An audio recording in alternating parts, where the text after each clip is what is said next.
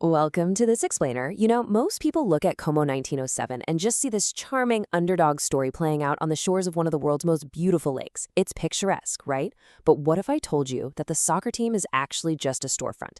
Today, we're unpacking the massive corporate iceberg hiding just beneath the surface. We are going to trace this club's fascinating business architecture all the way from the tobacco fields of Indonesia straight to the cutting edge of Asian tech and finance. So let's dive right into this mystery. Just a few years ago, Como was totally languishing down in the fourth tier of Italian football. But fast forward to today, they are a glamorous Serie A team. They've got Hollywood fans in the stands, Arsenal legend Thierry Henry as a shareholder, and World Cup winners Cesc Fabregas calling the shots as manager. On the surface, it absolutely looks like your classic billionaire vanity project. But the truth? It is so much more calculated than that. Get this. Because this is the wildly unexpected part. When the Indonesian conglomerate Djarum bought the distressed club back in 2019, they literally couldn't have cared less about Italian soccer. Seriously, the club's president, Mirwan Suarso, brutally admitted they just wanted to buy a cheap European backdrop for an Indonesian reality TV show. No joke. But when local promotion rules totally derailed that television plan, they had to pivot. And to understand how they managed to pivot so successfully, we really need to look at who is actually writing the checks. $48 billion. Let that sink in for a second. That is the staggering combined net worth of the Hartono brothers, Robert and Michael. To understand the real engine funding this soccer club, we have to pull back the curtain on this fortune. This wealth makes them the richest family in Indonesia, and honestly, among the wealthiest on the entire planet. But as you'll see, they certainly didn't start out with billions. Part 1. Ashes to a Tobacco Empire. To really grasp how they built this mountain of wealth, we gotta travel back to 1951 in central Java. A man named Owi Wigwan bought a nearly bankrupt company and renamed it Djarum, which actually means needle. But then, absolute tragedy struck in 1963. A massive fire destroyed their factory, and Owi died shortly after. His sons, Robert and Michael, were left to literally take over the ashes. But they rebuilt, they modernized. By 1976, they introduced machine-rolled cigarettes, and that steady, relentless growth gave them the capital to make their most monumental move in 2002, buying a bank. Fast forward to today, and Djarum is just an absolute cash machine.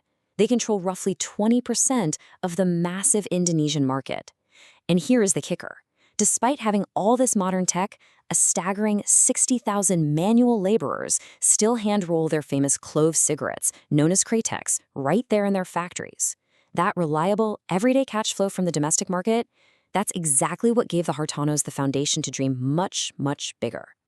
Which brings us to part 2, the crown jewel, BCA. So, right after the devastating 1997 Asian financial crisis, the Indonesian government had to step in and rescue Bank Central Asia, or BCA. Now, where others saw a crisis, the Hartonos saw a highly distressed asset with phenomenal underlying value. They swooped right in. Today, through their holding company, they maintain an iron grip on nearly 55% of the bank, while the rest just floats on the public market. It was a brilliant, incredibly bold play. Just to put the success of that maneuver into perspective for you, BCA generated over 50 trillion Indonesian rupiah in net profit in 2024 alone.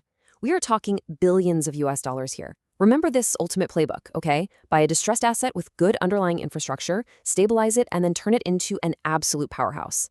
Keep that in mind because it's exactly what they're doing over in Italy right now. All right, part 3, tech, retail, and beyond. The Hartonos knew the future was digital, so they didn't just sit on their banking money. They aggressively expanded. And they didn't stop at just one online store either. They built this massive, interconnected ecosystem under their tech company, Blibli.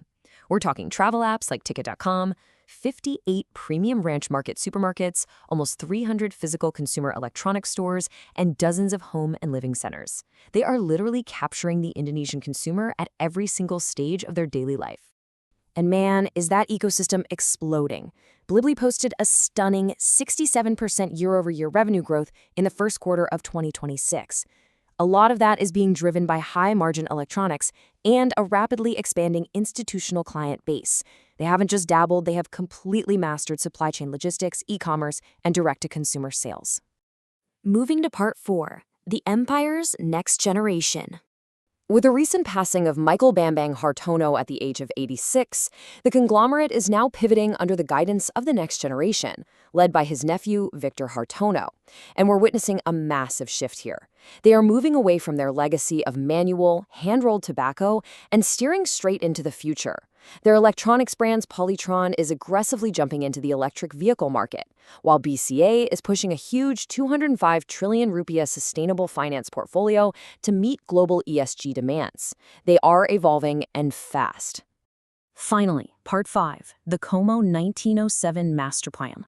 So you're probably wondering, how on earth does an Indonesian tech and finance push bring us back to a soccer pitch in northern Italy?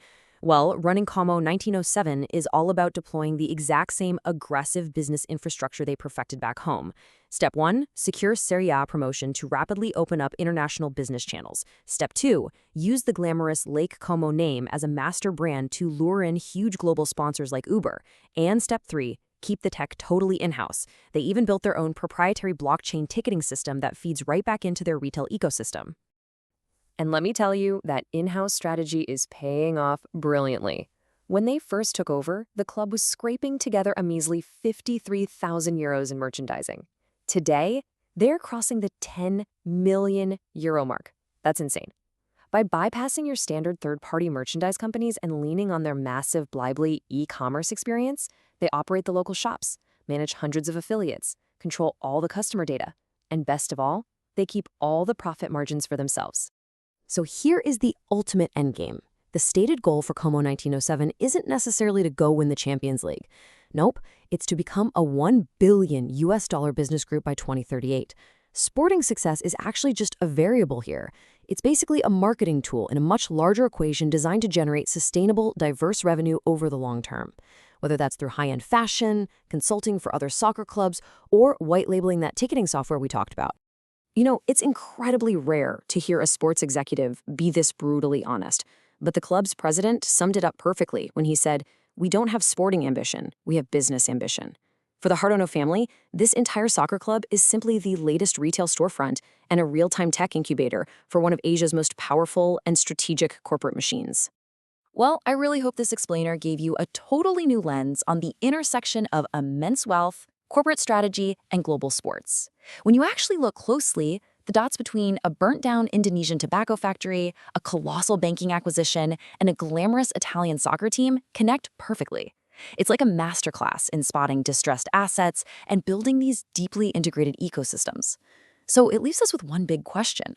When a massive $48 billion empire blends the global appeal of European sports with the aggressive tactics of Asian e-commerce, what industry will they disrupt next? Thanks so much for joining me on this deep dive, and I'll catch you on the next explainer.